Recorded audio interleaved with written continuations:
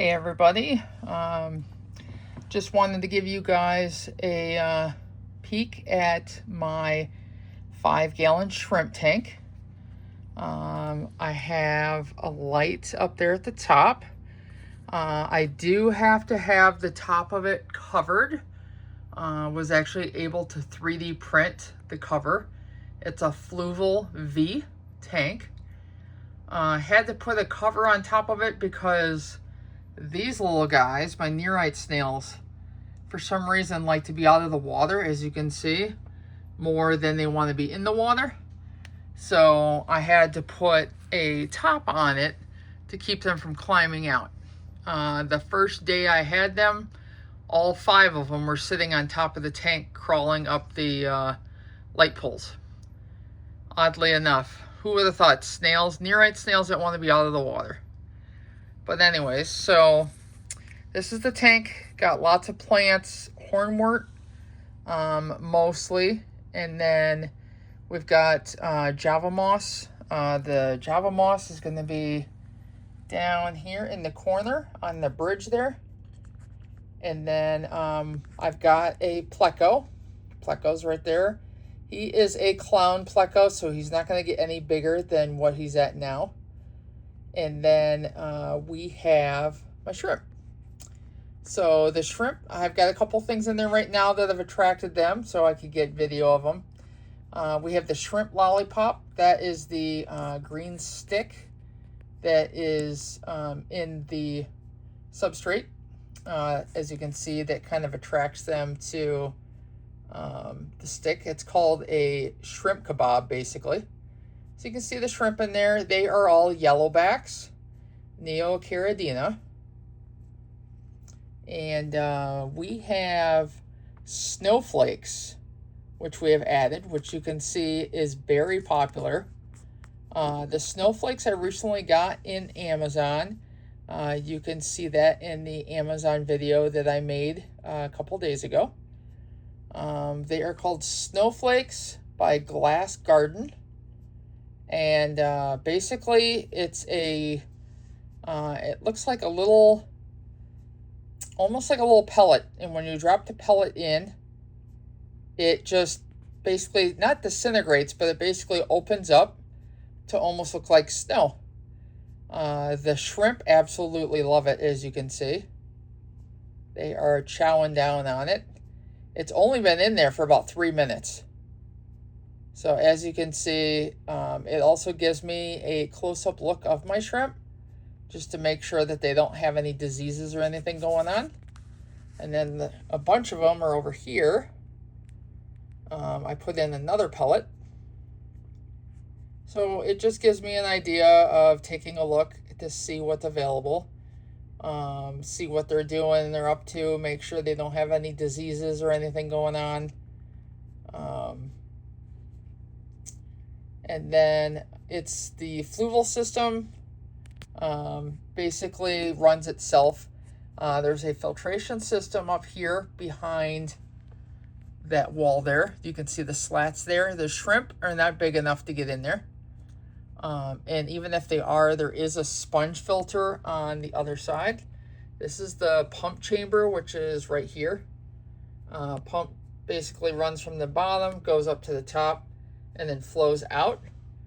And then there is another chamber on this side where the sponge is, and it's basically for the filtration itself. I hardly ever do clean the filter, the sponge itself.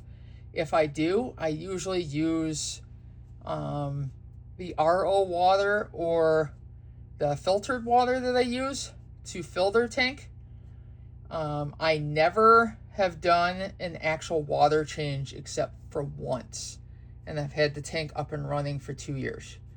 Whenever I put water into the tank, it is just to top off at the top. So as you can see, they are really loving the snowflake. I wish I would have bought something like this sooner, because I tried a vegetable. I tried cucumber, cooked it, we put it in there. To be honest, I completely forgot about it because I thought it was going to be safe. And then when I went to check it to remember, it basically disintegrated in the water. And then unfortunately, it released something in the tank, and it basically killed all my shrimp, my Plecostomus that was in there, and all my snails basically died within like a 4-hour period. So I know somebody mentioned it could have had some pesticide or something on the cucumber, or maybe it got sprayed by something, or it just rotted in the water and it just changed the pH. I'm not exactly sure. But I learned my lesson. I'm just not going to do that anymore. So the shrimp kebab has protein and fiber in it. It is mostly mosses and algae on the stick. And then the snowflakes are basically shrimp snacks. And basically you're only going to drop like maybe 1 or 2. This is a 5-gallon tank, so I only put 2 in here, and they are just going to town on it. My guess is it's all going to be gone by later tonight. So again, I just wanted to give you guys an update so you guys can see the shrimp and see how they, are living in my tank. I have had Hydra before. That was a big problem. Hydra it's just a bad parasite that can get in the tank. Usually it comes in from a plant. So if you buy a new plant from somewhere, if you can, try to quarantine it before you put it in your tank, because you don't know what you're introducing, like Hydra. You could also be introducing worms, leeches, you could be introducing even like baby snails. Some of the snails can be a nuisance. So the ones that I have, the Nerite snails, they do not reproduce in fresh water. They are a brackish water snail. So the only way that they're going to breed is if they're in brackish water. So because they're in fresh water, they won't be breeding at all. So that is the shrimp tank. I am going to do another video on our giant tank. We have a 75-gallon freshwater tank, and I'll be doing another video on that shortly. But I just wanted to give you guys a heads up and let you know all about the tank that we have. We don't have kids, so these are basically our babies. And then we also have a pond out front that has goldfish, and I can do a video on that a little later as well.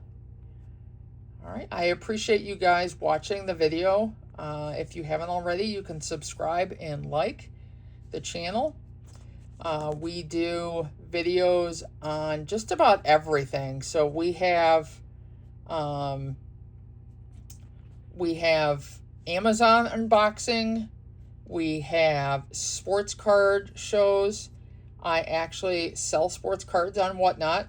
My handle is SoxFan26. That's SOXFAN 26. I basically do football and baseball breaks. And then if you're interested, I can post a link in the comments of my Whatnot channel, and you can get a referral basically of $15 off your first purchase.